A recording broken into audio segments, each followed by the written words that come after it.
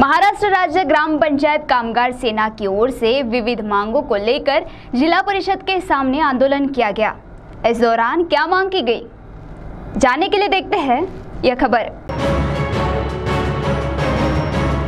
ग्राम पंचायत कर्मचारियों को वेतन, अनुदान, ग्राम पंचायत का हिस्सा, रहनीमान भत्ता, भविष्य निर्वाह निधि की राशि, कोरोना अंतर्गत प्रोत्साहन भत्ता, अपघात बीमा निकालने के लिए ग्राम पंचायत टाल मटोल कर रही है। इन आदि मांगों को लेकर जिला परिषद के सामने 15 जुलाई को महाराष्ट्र राज्य ग्राम पंचायत कामगार सेना की ओर से आंदोलन किया गया। आंदोलन दौरान आंदोलनकारियों ने जमकर नारेबाजी कर विरोध दर्शाया।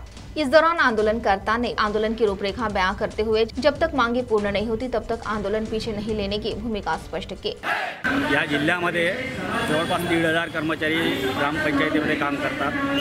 त्यांचा पाणी पुरवठा असेल, ग्रामपंचायतीचा वीज पुरवठा असेल, सफाई असेल, तुमचं कोरोनामध्ये आपले ग्रामपंचायतीचे काम केले, यांचा सुद्धा मोबदला शासनाने दिला नाही। ही सर्व कामे केंद्रापासून तर राज्यापर्यंतचा जो शेवटचा कडी असलेला हा ग्रामपंचायतीचा कर्मचारी गावगाड्यामध्ये सामाजिक सेवा देण्यासाठी काम करत असतो। याचे शासन आपल्याला किमान वेतन देत असतो। किमान वेतन हा शासनाने ठरवून दिलेल्या उत्पन्न न्याय किमान वेतन आहे। तो उत्पन्न न्याय म्हणजे 50%, 75%, 100% असा किमान वेतन दिलं जातं। पण उरलेली रक्कम ही ग्रामपंचायती बऱ्याच ग्रामपंचायती देत नाही, राहणीमान भत्ता देत नाही, भविष्य निर्वाह निधीची रक्कम शासनाने ग्रामपंचायतीने कपात केली। शासनाचा निधी तेवढा प्राप्त होतो, पण ग्रामपंचायतीचा निधी असेल, ग्रामपंचायतीच्या कर्मचाऱ्याच्या पगारातून कपात केलेला निधी असेल, तो आजपर्यंत बऱ्याच ग्रामपंचायतीने दिला नाही। वास्तविक पाहता जिल्ह्यामध्येच नव्हे तर अख्ख्या देशामध्ये कोरोना पसरलेला होता। या कोरोनाच्या काळामध्ये ग्रामपंचायतीचा कर्मचारी जे कोरोना झाला त्या काळामध्ये गावातला जो विलगीकरण असेल, गावातली साफसफाई असेल, गावातली फवारणी असेल, गावातला पाणी शुद्धीकरण असेल, हा सर्व काम हा तळागाळातला ग्रामपंचायतीचा कर्मचारी केलेला आहे। ग्रामपंचायतीचा काम कर्मचाऱ्यांना शासनाने 1,000 रुपये प्रमाणे प्रतिमाह कोरोना संपेपर्यंत प्रोत्साहन भत्ता द्या असा शासनाने आदेश काढले।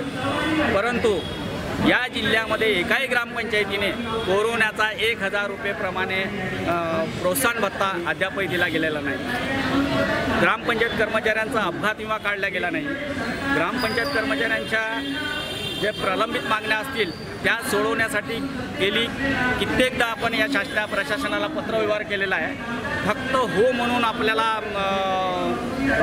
माहिती दिली, बरेचदा बैठका घेतल्या, पण त्याचा इतिवृत्त अद्यापपर्यंत दिला गेलेला नाही। म्हणून आज प्रशासनाला नोटीस दिली होती की आम्ही तुमच्या दालनासमोर या मागण्यासाठी आम्ही बसणार आहोत।